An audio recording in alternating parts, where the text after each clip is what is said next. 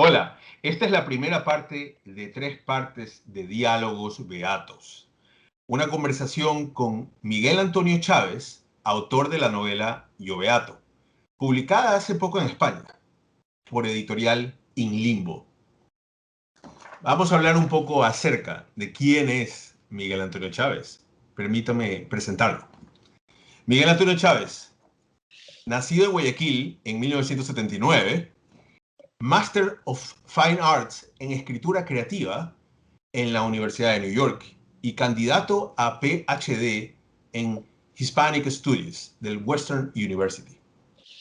Finalista del premio Juan Rufo en el año 2007 con el relato La puta madre patria.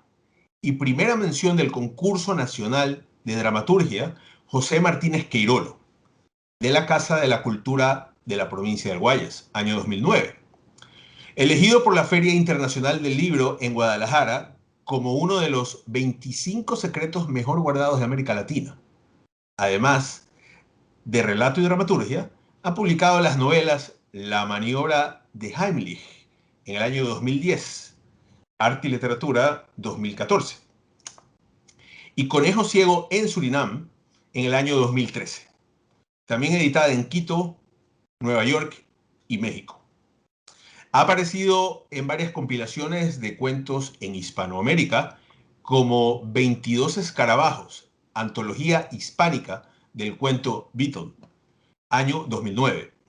La condición pornográfica, ficciones iberoamericanas de contenido pernicioso, año 2011, entre otras. Como antólogo, realizó GPS, antología de cuentistas ecuatorianos 1975-1984, publicada en el 2013. Tradujo al español Los revolucionarios lo intentan de nuevo, año 2018, de Mauro, o escrito por Mauro Javier Cárdenas. Como complemento a su labor académica, imparte adicionalmente, Miguel, talleres de narrativa y es cofundador de Paperback Contenidos en Ecuador. Y bueno, después de esta corta presentación, vamos a pasar a las preguntas de la novela de Yo Beato.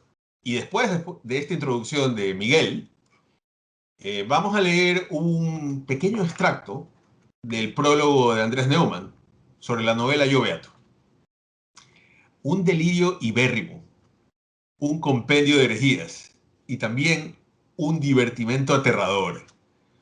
Considerando a los patriarcas, teócratas y líderes alfa que vuelven a copar nuestro planeta, las alucinaciones de esta novela, empezando por esa suerte de ex país donde se desarrolla la acción, tienen tanto de sátira política como de premonición posapocalíptica.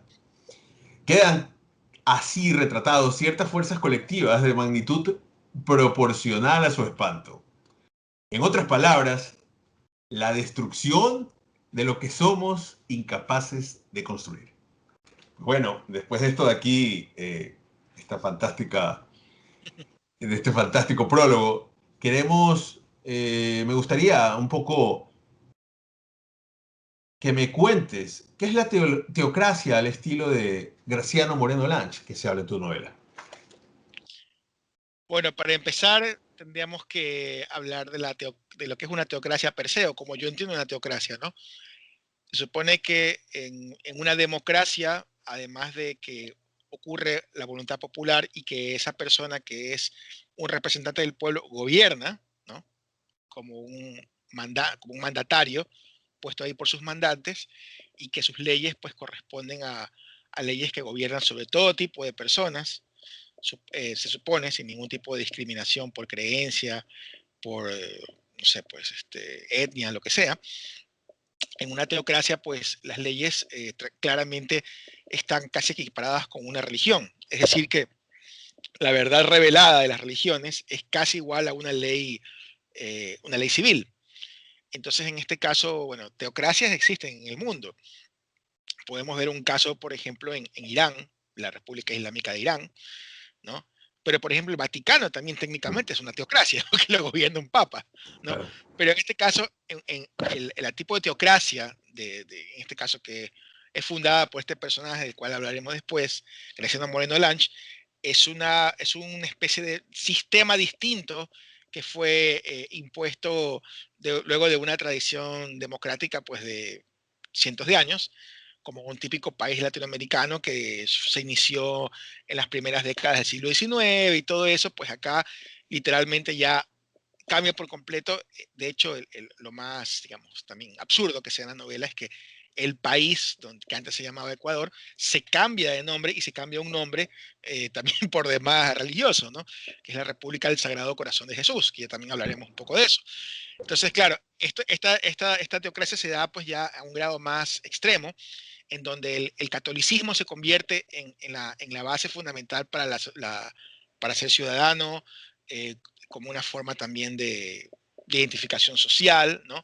Y claro, ser católico en desmedro de otros, o sea, excluyendo a los que no lo son, excluyendo a los que no piensan como él. Entonces, ahí se convierte ya en un totalitarismo, pero revestido de este catolicismo. Entonces, Graciano Moreno Lange es un personaje, bueno, que es el político que hace posible esto, y él es el pariente lejano de Gabriel García Moreno, este presidente ecuatoriano que existió en la vida real en el siglo XIX y que fue pues un personaje muy importante en su época, que provocó unos cambios políticos, culturales también, pero también cometió una serie de excesos y, bueno, pues muchos llevados por su férrea fe católica y su forma de querer gobernar al país. Y tanto es así pues que también lo llamaron dictador, ¿no? Y en fin, entonces un poco inspirado en esa Okay. idea y de que el mismo García Moreno había hecho la consagración del Ecuador al Sagrado Corazón de Jesús, primer país del mundo, by the way, que se consagra a esto. Entonces ahí es que este personaje, Graciano Moreno Lange, decide cambiar, incluso llegar al extremo de cambiar el nombre del país y poner la República del Sagrado Corazón de Jesús. Mira tú, qué interesante.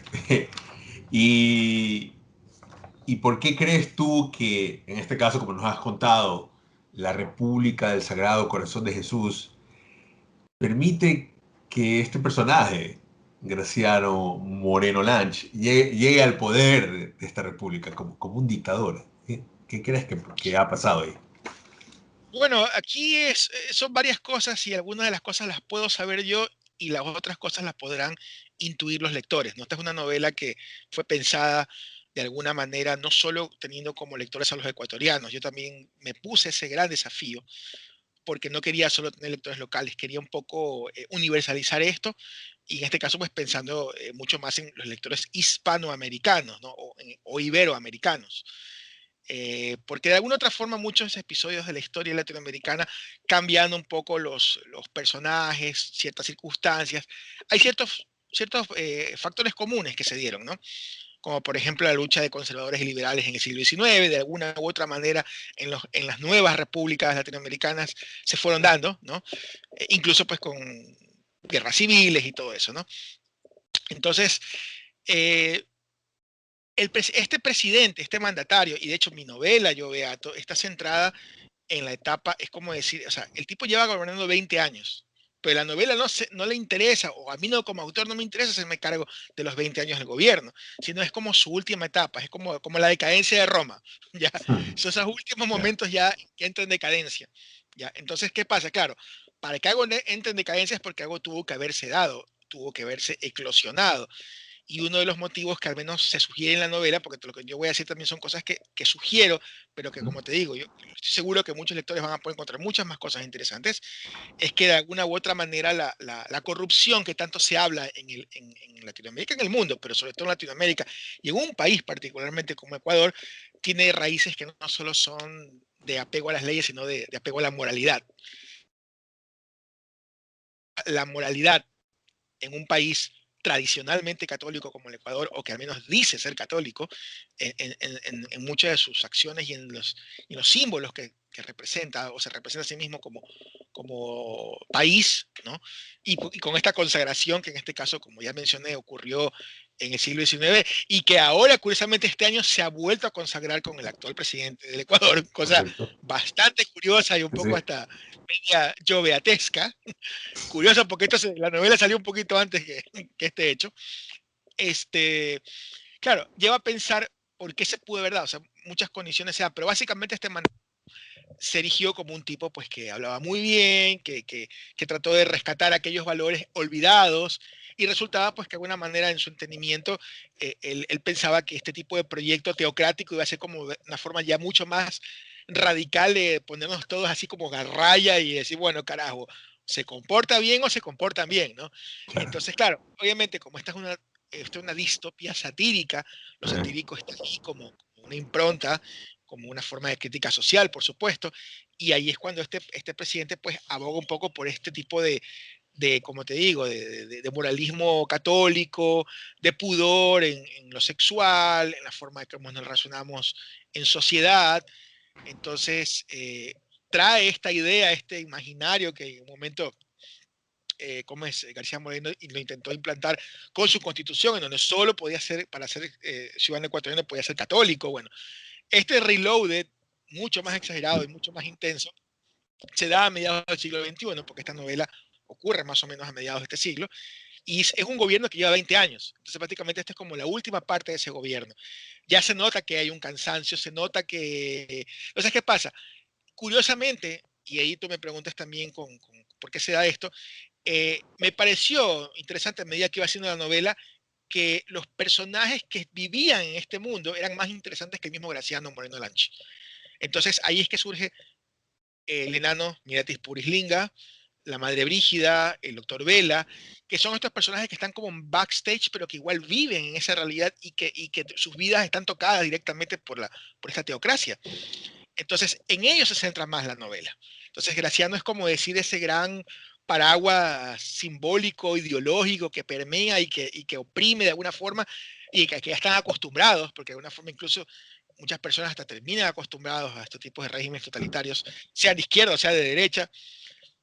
El ser humano como animal de costumbre termina en una forma acostumbrada, los que no, seguramente se largarán o serán ejecutados.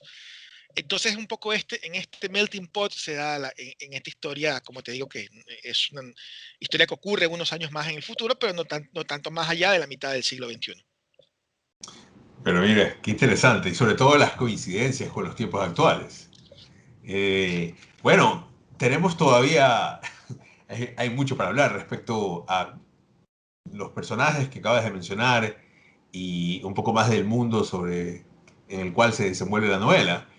Pero para eso tenemos dos partes más y con esto de aquí yo quiero despedirme y pues agradecerte y no sin antes decirle a los que nos ven que pronto la segunda parte de los diálogos beatos donde vamos a profundizar un poco más sobre los personajes tan interesantes que esta obra nos está presentando.